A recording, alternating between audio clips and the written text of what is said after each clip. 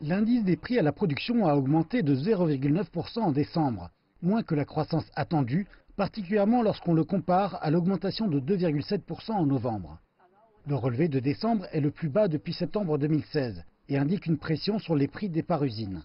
Des analystes attribuent ceci à la baisse des prix du pétrole et du gaz naturel et disent que la baisse de la croissance des prix pourrait se poursuivre, voire devenir négative au premier semestre de l'année.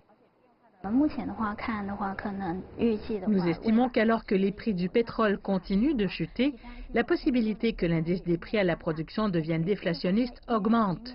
Nous pensons que la croissance moyenne pour l'indice des prix à la production au premier semestre sera autour de moins 1%, tandis que la moyenne pour l'année entière se situera entre moins 0,5 et 0.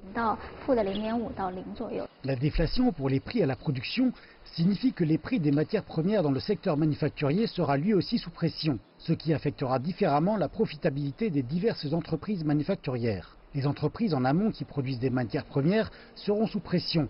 Les entreprises au milieu ou en aval auront davantage de jeux pour réaliser des bénéfices.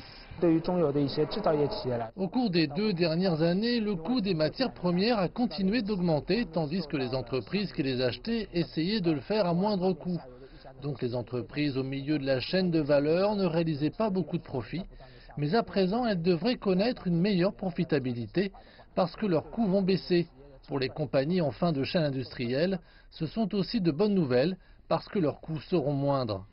Le gouvernement adopte des mesures pour assister le secteur manufacturier, en abaissant les cotisations sociales pour les compagnies manufacturières et en exhortant les banques à leur accorder davantage de prêts.